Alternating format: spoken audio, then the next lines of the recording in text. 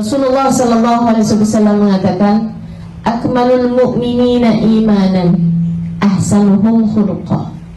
Orang yang paling sempurna keimanannya adalah orang yang paling baik akhlaknya. Dalam hadis yang lain Nabi Muhammad mengatakan, la yu'minu ahadukum hatta yuhibba li akhihi ma yuhibbu li nafsihi minal khair. Tidaklah sempurna iman seseorang, tidak beriman seseorang sampai ia dapat mencintai orang lain seperti mana sesuatu yang ia cintai untuk dirinya sendiri. Suka terhadap orang lain sesuatu yang dia suka untuk dirinya sendiri. Minal khair, dari kebaikan. Saudara sekalian yang saya muliakan, ada banyak sekali hadis-hadis yang menggabungkan antara akhlak yang solehah dengan iman.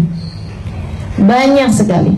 Man kana yu'minu billahi wal yawmil akhir falyukrim jarah. Man kana yu'minu billahi wal yawmil akhir falyaqul khairan aw liyasmut.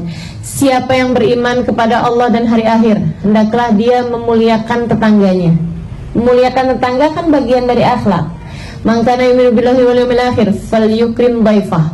Siapa yang beriman kepada Allah dan hari akhir, hendaklah ia menghormati tamunya. Siapa yang beriman kepada Allah dan hari akhir, hendaklah ia berkata benar, berkata baik, atau kalau tidak diam. Antara iman sama akhlak ini seringkali digabungkan.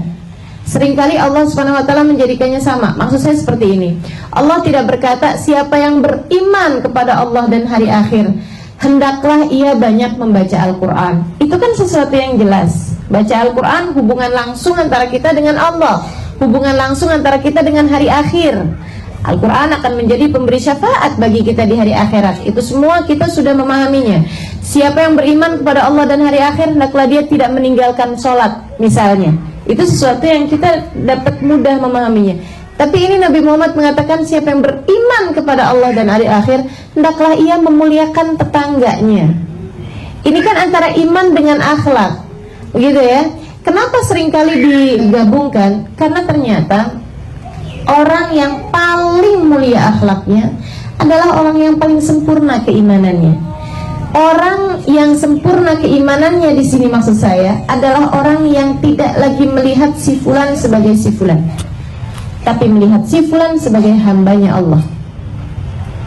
Saudaraku sekalian yang saya muliakan, ketika kita punya bos, kita punya atasan, kita misalnya bekerja di sebuah perusahaan, kita punya atasan yang sangat kita muliakan, sangat kita hormati, sangat kita harapkan dia nggak memecat kita, nggak mem-PHK kita.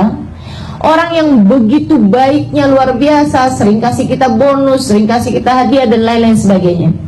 Satu hari misalnya, dia kemudian bilang sama kita, saya akan kirimkan sama kamu utusan saya, atau anak saya atau siapapun, untuk untuk kamu beri dia sesuatu, misalnya gitu ya, untuk ngobrolin masalah apa misalnya atau apapun.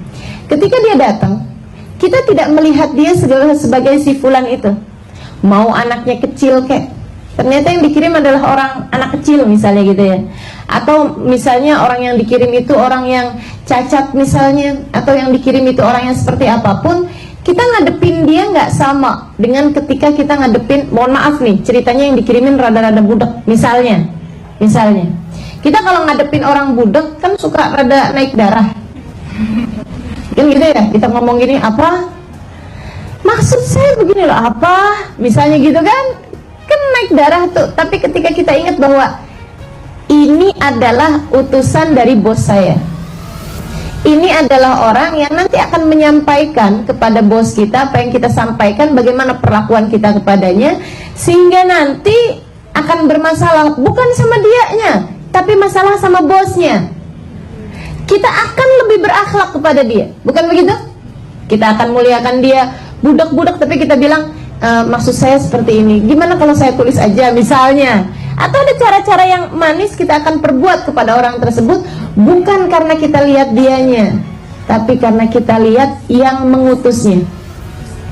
Saudariku sekalian yang saya muliakan, ada banyak hamba-hamba Allah SWT berakhlak begitu mulianya, karena mereka tidak melihat kepada orang yang dia berakhlak dengannya, akan tetapi dia melihat kepada siapakah Tuhan mereka semuanya.